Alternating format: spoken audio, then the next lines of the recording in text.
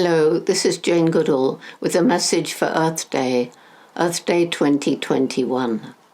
It should be a day to celebrate the existence of planet Earth with its amazing diversity of plant and animal species, its beautiful forests and oceans, rivers and wetlands, prairies, and all the other wonderful habitats.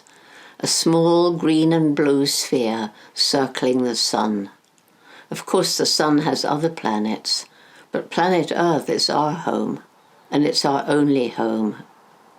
So Earth Day is a day to reflect not only on the wonders of our planet, but also on the harm that we humans have inflicted on it. A few years ago, I was honored by the Cherokee people with a naming ceremony. The native name they gave me translates as Sister to Mother Earth. It's one of the greatest honors I've ever received. I was thinking about this the other day, and I fell into a strange state, a bit like a waking dream it was. I was somewhere in space, looking down on my sister Earth, so threatened by human activities. The waves of the sea seemed to be asking me to clean the water from pollution and plastic, and the fish wanted to be saved from huge drift nets, and all the animals of the ocean were desperate for a way to escape the non-stop terrible sonar noise. It was making their lives unbearable. The trees were reaching towards me with their branches, even as a giant machine was slicing through their living trunks, and the forest was weeping tears of sap, begging to be saved. The tall golden grass of one of the small remaining patches of the prairies was sighing in the wind, and everywhere the animals were reaching towards me. Frogs and water birds pleaded as their homes were relentlessly drained for yet another industrial complex. Elephants and rhinos, lions and tigers, pangolins and bears and sharks cried out as they were killed for their tusks and horns and scales and bile and fins. And there were animals struggling in vain to escape wild snares and leg-hold traps. Plants and birds and small mammals and the soil itself were slowly dying from the agricultural chemicals sprayed onto our food. And it was not only among these animals that there was pain and suffering and despair. There were millions of people living in poverty and children crying out with the pain of hunger. There were people fleeing their homes that were no longer habitable because of climate change or because of persecution or armed conflict.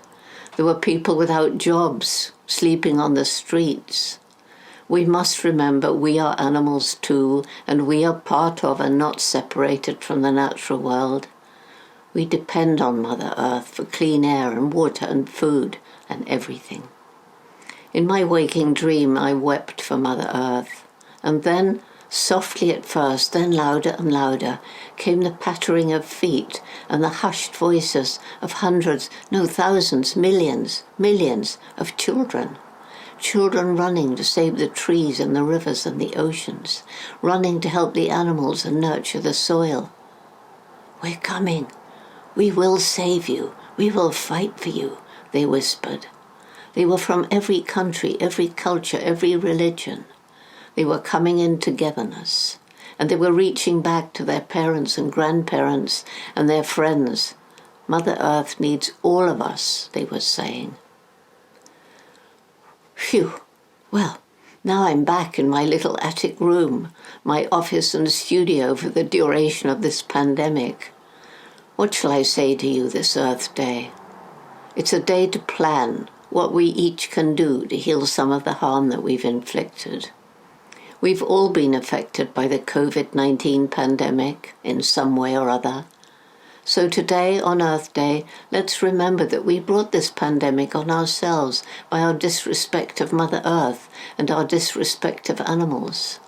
For we have created conditions around the world that made it easier for pathogens to spill over from animals to people and create a new disease. We created conditions such as the destruction of habitats, wildlife markets, factory farms, and the trafficking of animals or their body parts around the world. And at the same time, we inflict fear and pain on millions of sentient beings, each one an individual with his or her personality and emotions. We need to reflect too on this Earth Day how this same disrespect of the natural world has led to the twin threats to our future: climate change and loss of biodiversity. The effects of climate change are already apparent around the globe. On this Earth Day, let's think about how we can create a different and respectful relationship with the environment and with animals, and a new, more sustainable economy. And let's work to end discrimination, alleviate poverty, and reduce the gap between the haves and the have-nots, because it's this social injustice that leads to so much of the justifiable resentment and anger that can lead to rioting and violence. And of course, it also leads to misery. We must learn to live in peace and harmony with each other before we can all live in peace and harmony with Mother Nature and the animals. There's one important message I want to share with you. There are so many amazing people out there fighting for planet Earth, for her people, her animals, her environment, especially among the indigenous people who've been custodians of the natural world throughout their long history. Some amazing documentary films list the wonders of nature so that more and more people realize the importance of working to protect these wonders for future generations.